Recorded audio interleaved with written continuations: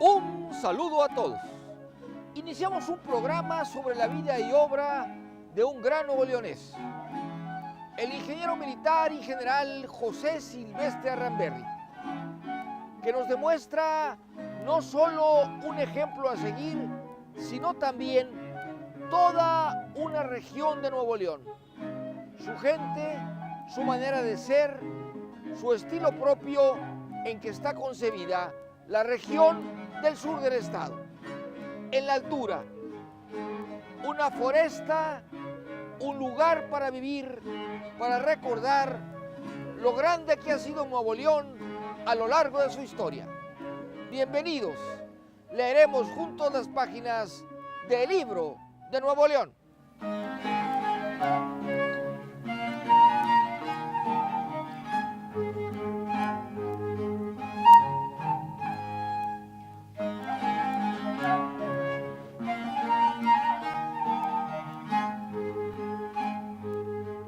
Quienes vivimos en Monterrey estamos acostumbrados a escuchar la palabra Aramberri, por ser el nombre de la calle que atraviesa la ciudad, que la divide en dos, de oriente y poniente, norte y sur. Ahí está el meridiano cero. Este apellido, Aramberri, corresponde a una familia que durante el siglo XIX vivió en el sur de Nuevo León, en la región del Río Blanco, en donde existió hace más de 300 años la región de la Nuestra Señora de los Ángeles del Río Blanco. Los indios negritos, apartados y casi aislados de toda la civilización. Ahí se desarrolló un gran proyecto agrícola en la Hacienda de la Soledad. El jefe de esa familia y dinastía fue don Cosme de Aramberri, diputado constituyente por Nuevo León, que firmara la Constitución de 1824. Ahí, Silvestre Aramberri, su hijo, empezó una serie de trabajos y de actividades antes de venir a estudiar a Monterrey. Lo que hoy recordamos de ese apellido y damos testimonio de ese recuerdo es toda una región que es boscosa, alta, en miras y en posición, y que nos invita también a tener altos propósitos y recordar que Nuevo León no solo es un estado de desierto, cálido y seco, también lo es de bosques, de coníferas y de altas miras, forestal y lleno de contrastes. Así entonces, veamos la biografía de este personaje, José Silvestre Aramberri, que también fue el fundador del Colegio Civil del Estado.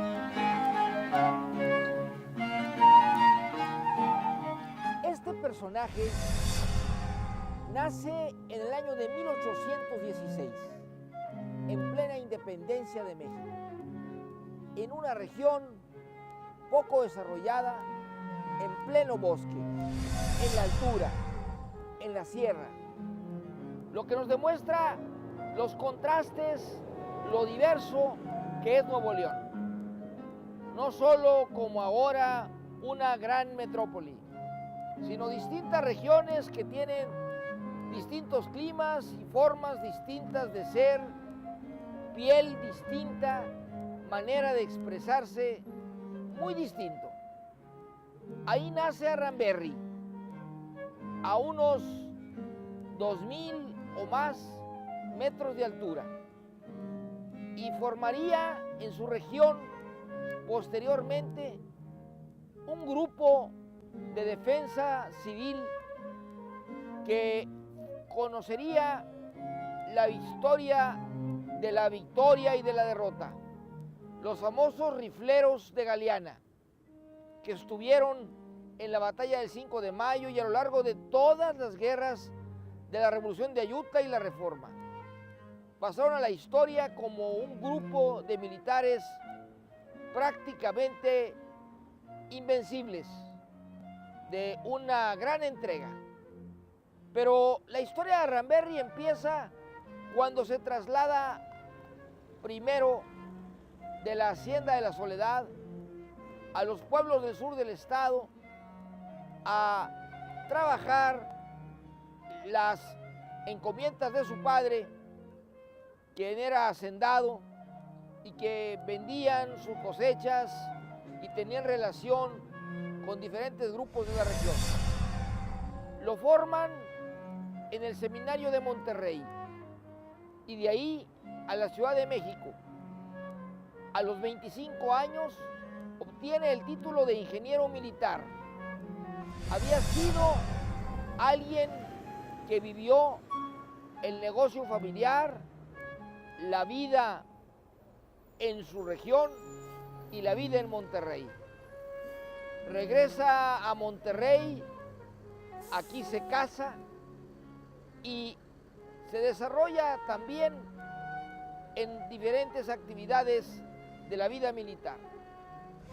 Prácticamente antes de 30 años ya era el comandante regional de las fuerzas de la Reforma en los tiempos de la Revolución de Ayutla, en 1855, cuando otra vez Nuevo León dice presente en la historia de México e inicia Santiago Vidaurri la oposición contra Santana para poder encontrar como solución las leyes de reforma y la Constitución de 1857. En todos esos días, Aranberry representa la reserva estratégica del Ejército del Norte, de la División del Oriente. Era el organizador, el estratega, quien Vidaurri requería para poder vencer al ejército conservador y poder lograr finalmente las leyes de reforma. Esa característica de luchar y de buscar por lo que se quiere fue la que siempre caracterizó a este personaje, José Silvestre Aranberry.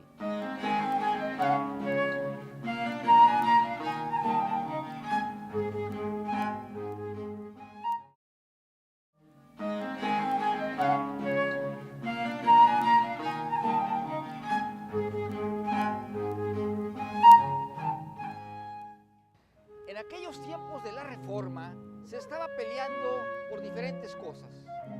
Por un lado, quitar a Santana del poder, que había perdido la mitad del territorio. Por otro lado, se quería la separación de la Iglesia del Estado para poder tener otras leyes y que los bienes de la Iglesia pasaran a la nación. Pero en todos esos afanes, Nuevo León estaba en medio, debido a que hombres de mucha iniciativa, como Santiago Vidaurri, representaban todas esas causas en el norte del país y formaban ejércitos, milicias que pudieran hacer frente a los opositores, a una guerra civil que duró varios años. Ahí fue donde destacó Aranberry, que era, en forma resumida, el hombre fuerte en la región del sur del estado. En lo económico, por la hacienda de su padre, y en lo intelectual, por la capacidad que tenía para formar ejércitos de rifleros, de carabineros, batallones enteros que podían participar en esas luchas. Era el grupo que utilizaban de entrada en cualquier combate. Y así Aranberry acompañó a Vidaurri primero y a Juárez después en una serie de batallas que se dieron en San Luis Potosí, en Guanajuato, en Jalisco, en todo el centro de la República. Y en todas ellas, ganando o perdiendo, era Aranberry el más resistente, el que quedaba al frente y volvía a quedar a pesar de que en algunas ocasiones las cosas le fueran adversas. Después de que Suazua, el general de generales, el brazo armado de Santiago Vidaurri, muere, queda Aramberri a la cabeza. Ya en otro tiempo, cuando Juárez tenía que enfrentar la famosa Guerra de 3 años, en 1860, en todas ellas destaca Aramberri por 2 cualidades: la resistencia y la estrategia, la voluntad y la inteligencia, características que ahora seguimos requiriendo siempre los neoleoneses y de las que recogimos el famoso ejemplo de aguantar, pero saber por dónde, el famoso ejemplo de seguir en la lucha, siempre buscando lo que se quiere, el ejemplo de José Silvestre Aramberri. A pesar de una serie de bajas muy importantes, la muerte de Melchor Ocampo, de Santos Degollado, de Manuel Doblado, muchos hombres de gran valía en el ejército de la Reforma, pudo José Silvestre Aramberri acompañar a Juárez en la famosa entrada triunfal del ejército de la Guerra de 3 años el 9 de enero de 1861. Exactamente 3 años que fueron de cruentas luchas y, como decíamos, de grandes bajas, de muchas derrotas. Aún así, podemos considerar que Aramberri fue uno de los más importantes hombres de Juárez en esas luchas. Pero no solo él, de aquí de nuestra tierra, sino también Zaragoza, Juan Suazua, Ruperto Martínez, Modesto Arriola, calles que ahora están aquí juntas y que escoltan a todo Monterrey, y cuyo recuerdo nos demuestra que en los tiempos difíciles hay que estar unidos, y ante el enemigo también hay que estar unidos, y hay que buscar la mejor de las salidas. Aramberri es ejemplo, insisto, de resistencia y estrategia inteligente.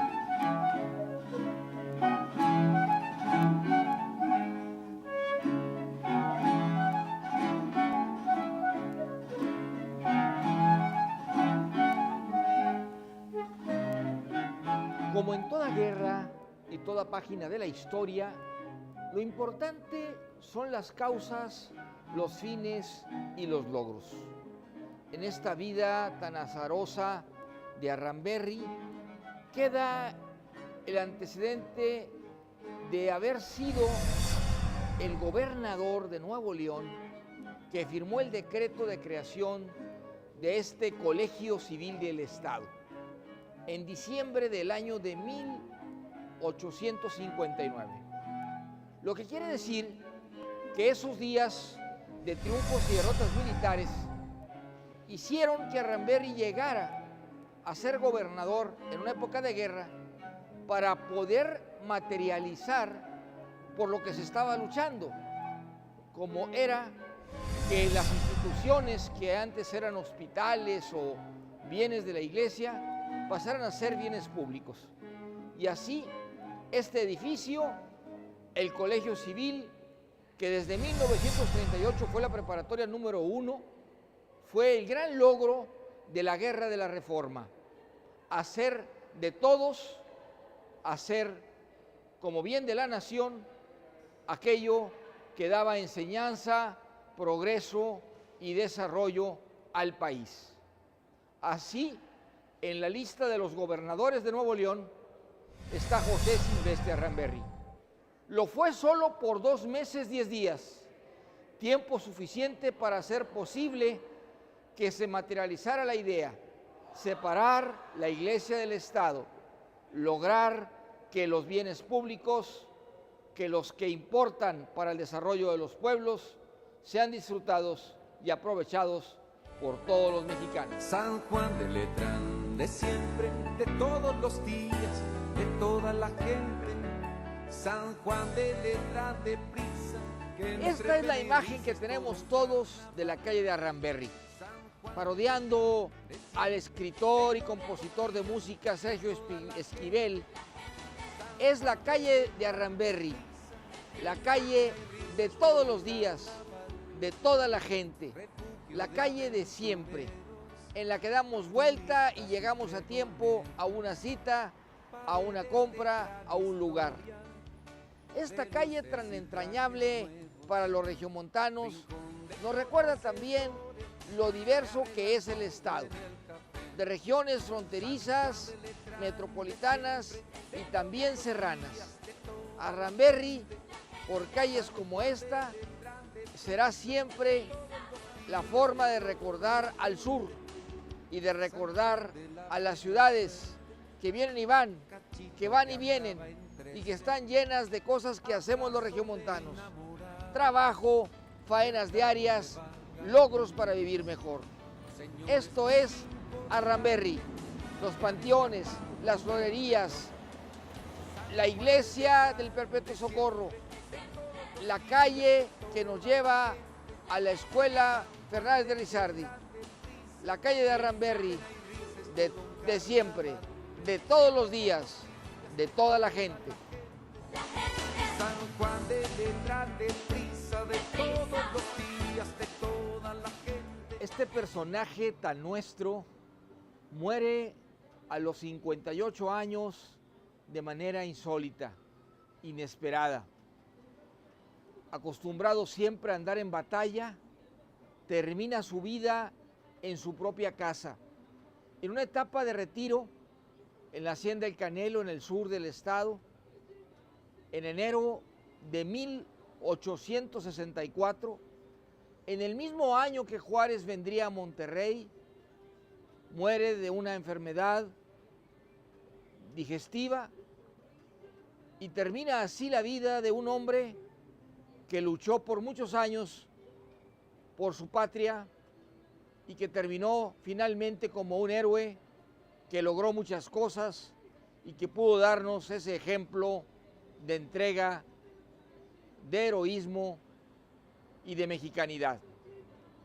José Silvestre Arramberri, nombre que se escribe con letras de oro y con emoción completa en las páginas del libro de Nuevo León.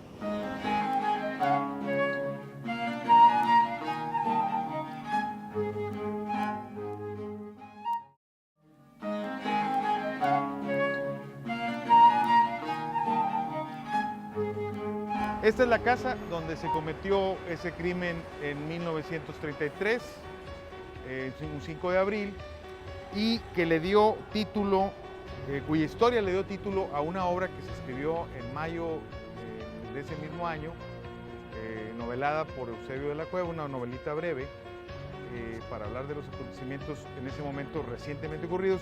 Y la otra fue, que yo tomé como un homenaje a Eusebio de la Cueva, una obra que publiqué en 1994, El crimen de la calle Arramberri. La primera edición era de Arramberri, como se usaba antes, con más elementos que no tomó aquel autor, Eusebio de la Cueva, porque yo me basé en investigaciones, en la parte judicial, periódico, fotografías, para tratar de reconstruir un crimen tan horrendo para su tiempo. Entonces, ¿cómo fue ese crimen que llama la atención y al que los medios, la gente, las leyendas le han añadido otras cosas que estrictamente no ocurrieron? Fue un crimen para robar a una familia, la familia Montemayor Lozano, que vivía aquí, una familia formada por padre, madre e hija, una hija de 21 años, Florinda Montemayor, y quienes se sabía, por parientes cercanos, que conservaban dinero en plata o en oro, varios cientos de miles de pesos para tenerlos en casa, y toca que pues el destino, la codicia, llevó a que familiares muy cercanos trataran de robaran a la familia, en este caso a las mujeres cuando estaban solas, pero con un elemento que fue la imprevisión del caso, el azar, que acabó haciendo que los responsables de esto acabaran matando a las mujeres de una forma demasiado brutal, e incluso sádica para ese momento. O sea, fueron degolladas, fueron heridas con arma blanca, con heridas muy bien hechas, que luego se sabría cometieron gente involucrada con los dos familiares que los meten. Había dos carniceros, no familiares, pero gran parte de ese grupo, que acabaron haciendo esto que horrorizó a la ciudad. Era una ciudad pequeña como un pueblo en el que todos además se conocían. Y es natural el impacto que tuvo esta historia en los habitantes de la ciudad. Esa es la razón, o ese es a grandes rasgos lo que sucedió aquí. Un crimen violento, espeluznante para ese tiempo, cuyo escenario principal todavía está en pie, la fachada de la Casa del Crimen de Aramberri. A manera de un apunte de lo extraliterario, extrahistórico, que va más allá del testimonio de lo que muy probablemente ocurrió, las leyendas, la gente, tanto el interés de los medios desde el año, bueno, los medios siempre se han interesado en el caso, pero en el año 2000 empezaron a interesarse más en la casa y en supuestas manifestaciones sobrenaturales. Bueno, eso no está en mi novela, yo hablo de un caso real que de suyo es espeluznante. Y ya los fantasmas que habitan, bueno, eso la gente ha dado en creer que, pues porque hay almas en pena, gente que murió de manera violenta, ¿no? Pero ha habido 2, 3 testimonios de personas que vivieron en la casa después del crimen hasta los años 70, se dejó de rentar, que jamás oyeron nada en absoluto. Entonces ya son cosas que la gente le añade, que es algo muy similar a algo que no sé cuándo sería, yo supongo que serían años después de el crimen, en los 40 puede ser, que la gente le añadió a que el caso, dicen, el crimen de la calle Aramberri, dice, es el crimen del perico, porque dicen, aseguran la gente, a mí me ha tocado estar aquí y gente cerca y te da su versión, que tenía un perico la familia y el perico grabó en el grito postrer de de una de las mujeres asesinadas, de doña Antonia, que dijo, no me mates, Gabriel, y que el perico de una gran memoria lo memorizó y eso ayudó a resolver el crimen, lo cual es falso, porque detalles así menudos que luego la prensa ya dio a conocer era que, por ejemplo, la gente tenía una gallina y pollitos para tener huevos, o sea, había un pequeño huerto como muchas casas del centro, eran patios muy amplios, puede tener tomate, no sé, calabaza, algunas plantas de maíz, en fin. Pues tenían gallinas, todo eso para surtirse de huevo. Entonces la gallina y los pollos, todo eso los metían en la noche para evitar tentaciones a los gatos, ¿no? Entonces cuando llegan y ven la escena del crimen, la puerta de atrás está cerrada, no habían sacado unos gatos, en fin. La gallina se deduce que fue muy temprano, fue después de tal hora, ¿no? O sea, ya habían entregado la leche, pero no habían sacado los pollos. Entonces, sí, la prensa consignó un detalle que se ve pueril, pero que fue significativo para los detectives, es decir, para fijar la hora del crimen. Si fijó eso, es obvio que si hubiera habido un perico, lo hubieran puesto en primera plana, hubieran puesto la foto del mugre perico. O sea, entonces es mentira, o sea, no hubo tal, la gente lo creyó, la gente dio creerlo, le gustó la versión y se quedó como una leyenda, ¿no? Una leyenda contemporánea, que no es de mucho tiempo, sino de unos par de décadas.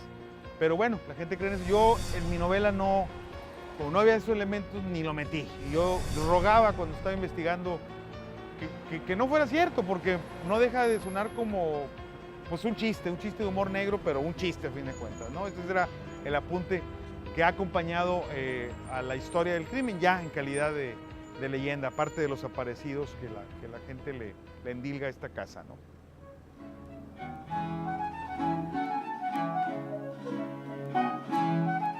También la calle de Aramberri nos trae grandes recuerdos sobre cómo era el Monterrey de hace varios años. Estas banquetas de cuadros rojos y grises, blancos, que formaban figuras, nos acompañaban al correr, al llegar al cine de la calle Villagrán o quizás a ir a comprar algo al Mesón Estrella. Camino ahora sobre lo que fue el barrio del Mediterráneo, la terraza Rosita. Hasta acá llegaban las canciones que se oían por el radio de Los Reno, del grupo El Tren, y así de todas las canciones que en los años 60 se oían en la calle Ramberry y en todo Monterrey. Recordamos a personajes de muy distintas épocas que nacieron aquí, en Arramberry y Vallarta, y en otros cruceros también con Arramberry, en otros lugares de la ciudad, pero siempre sobre Arramberry. En este Monterrey que tanto queremos y que tanto nos gusta para vivir y para que crezcan nuestros hijos y nuestros nietos. Así llegamos al final. Agradecemos mucho su compañía, su preferencia.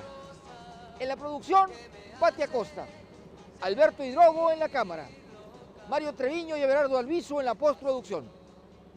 León Regio se despide con la satisfacción y el orgullo de ser de Nuevo León. Por hoy es suficiente.